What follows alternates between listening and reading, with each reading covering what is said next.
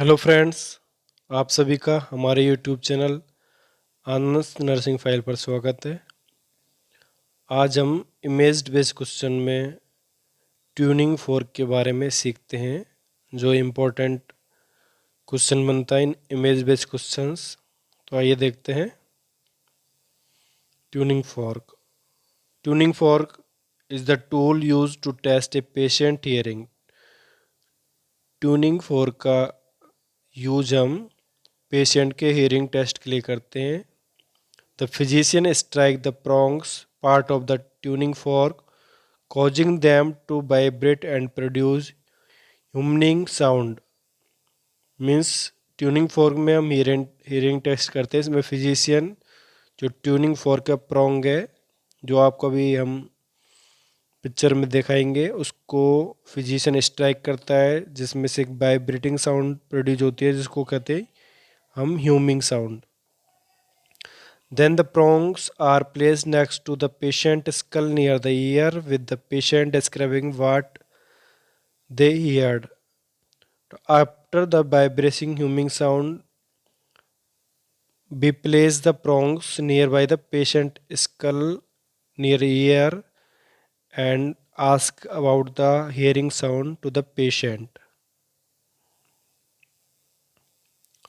Tuning fork, a small U-shaped piece of steel that when struck produces a clear tone of unvarying pitch. Tuning fork U shape का एक equipment है, article से, जो steel का बना होता है, और जब हम इसको स्ट्रक करते हैं तो एक अनवेरिंग पिच टोन्स को ये निकालता है।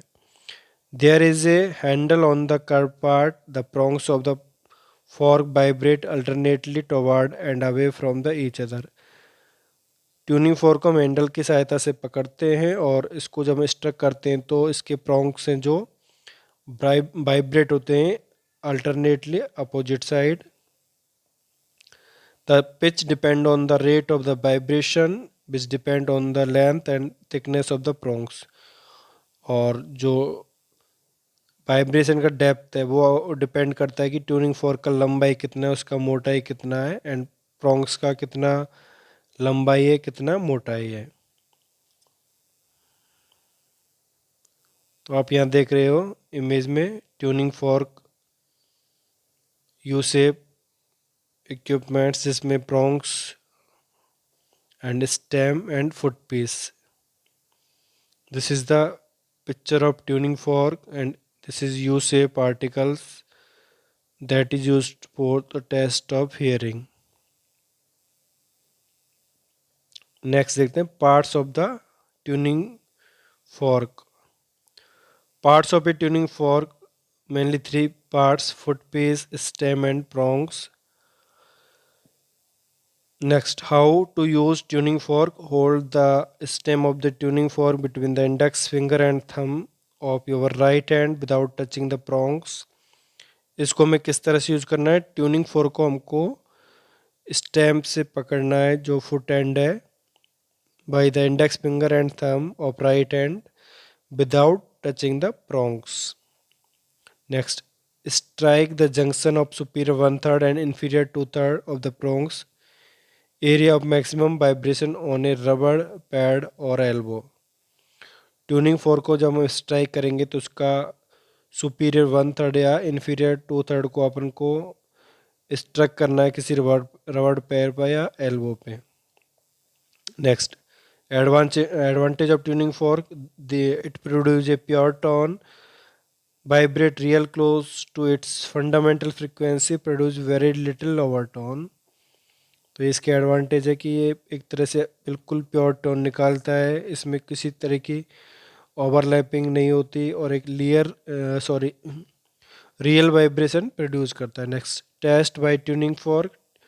ट्यूनिंग फोर्क से हम कौन कौन से टेस्ट करते हैं? The 3 commonly perform test by the tuning fork include Rinne test, Weber test या एब्सोल्यूट बॉन्ड कंडक्शन टेस्ट।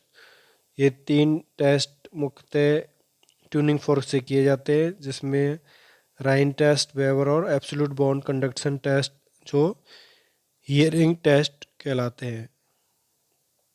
इन टेस्ट को हम हियरिंग के लिए करते हैं, हियरिंग पेशेंट का कैपेसिटी। तो फ्रेंड्स, ये था हमारा आज का image based questions tuning fork. इसमें हमने सीखा कि ट्यूनिंग फॉर्क का क्या यूज है, क्या पर्पज इसका, क्या शेप है ट्यूनिंग फॉर्क के पार्ट्स, किसके लिए हम ट्यूनिंग फॉर्क करते हैं, कौन कौन से टेस्ट हम इससे कर सकते हैं। तो फ्रेंड्स, आपको वीडियो कैसा लगा इसके अपने लाइक्स कमेंट ज़रूर भेजिएगा, और हमारे YouTube channel Anand nursing file को सब्सक्राइब कीजिएगा जिन्होंने अभी तक सब्सक्राइब नहीं किया है। Then press bell icon also. Thank you.